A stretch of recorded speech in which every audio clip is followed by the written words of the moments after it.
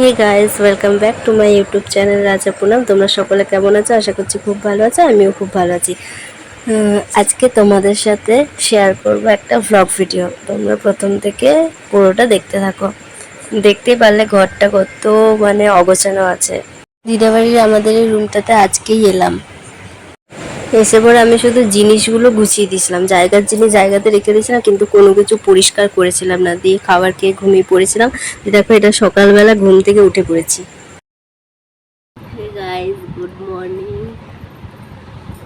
বাবারে, ঘরে এত গরম না, কি বলবো। ঘরে দেখছো কাপড়গুলো, সব কাপড়গুলো ঘরেই মেলে দিয়েছিলাম, ঘরেই শুকিয়ে গেছে কাপড়গুলো। এই যে গোপাল সোনা ঘুমোচ্ছে। গোপাল সোনাকে এখন উঠিয়ে দেবো।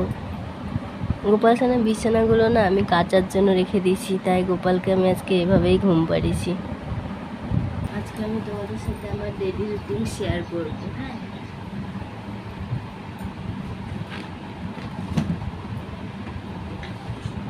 গোপাল সোনার খাটটা এই যে,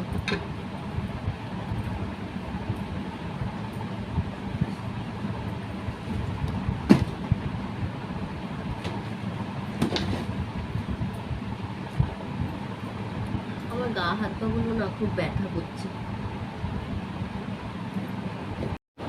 তো গাইস, আমি ব্রাশ করে নিই, ফ্রেশ হয়ে নিই, তারপর তোমাদের সাথে কথা হচ্ছে। হ্যাঁ, আজকে অনেকগুলো কাপড় ভিজিয়ে রেখেছি।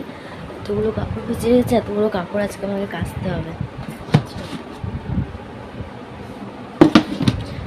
এই ফুলগুলো ঠাকুরের পাশে রাখা থাকে, এগুলো, তারপর ওগুলো গোপালের বিছানা, ঠাকুরের আসন, ওগুলো সব কাচবো আজকে। বিছানার চাদরটা উঠিয়ে দিয়েছি, দুটোই চাদর ভিজিয়ে দিয়েছি, আর এটাতে চাদর আছে কিন্তু লক করা, তো তাই আর কি আমি বিছানায় চাদর পাততে পারি না। কাচার পর শুকিয়ে যাবে, তারপর আমি চাদর কাচতে পারবো, নইলে মা চাবি নিয়ে এলে পাততে পারবো। তো আমি ফ্রেশ হয়ে নিই, তারপর তোমাদের সাথে কথা হচ্ছে। টাটা। ফ্রেশ হওয়ার পর আমি হরলিক্সকে ডাস্টিং করছি। এখন ঘরটাকে গোছাতে হবে। একটা ঘরে যদি মানুষ না থাকে, সেই ঘরটা একদম ধুলো জমে যায়। প্রত্যেকটা জিনিসের উপর একদম ধুলো জমে গেছে, দাগ দিলে দাগ হয়ে যাচ্ছে।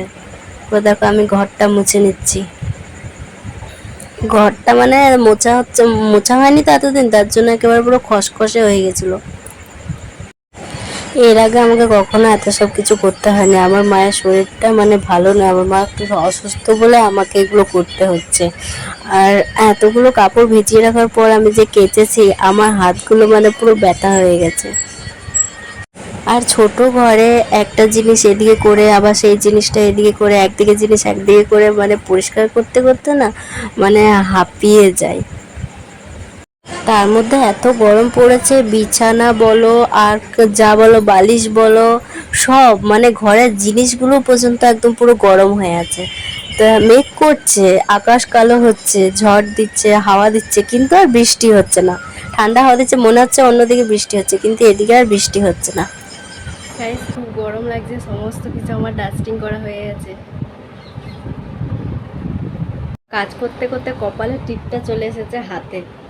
তোমাদের সাথে আর সেরকমভাবে কোনো কথা হয়নি। এবার আমি স্নান টান করে চলে এসেছি ঠাকুরের কাছে। এতক্ষণ দিয়ে তো শুধু ঘরটাই গোছালাম, ঘরের ধুলোই সরালাম। এখন ঠাকুরের আসনটা পুরো পরিষ্কার করছি। ঠাকুরের আসনে তো বললাম যে সমস্ত কাপড় আসন সব তুলে দেওয়া হয়েছে, ওগুলো সব আমি কেচে দিয়েছি। গোপালের বিছানা সব কেচে দিয়েছি। এখন ঠাকুরকে ভালো করে মুছিয়ে নিচ্ছি। ঠাকুরের গায়েও অনেক ধুলো পড়েছে, এতদিন এখানে থাকা হয়নি। ওখানে আমরা শুধু গোপালকে নিয়ে গেছিলাম।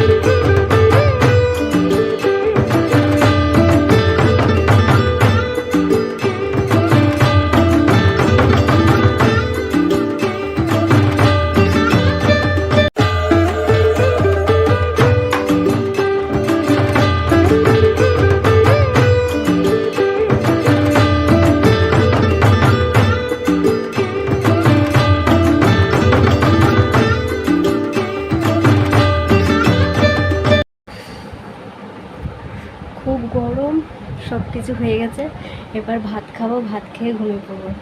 সকলকে টাটা, খুব গরম লাগছে। আজকের ব্লগ ভিডিওটা কেমন লাগলো অবশ্যই জানাবে। হ্যাঁ, ভালো লাগলে লাইক, কমেন্ট, শেয়ার, সাবস্ক্রাইব করে দিও। টাটা।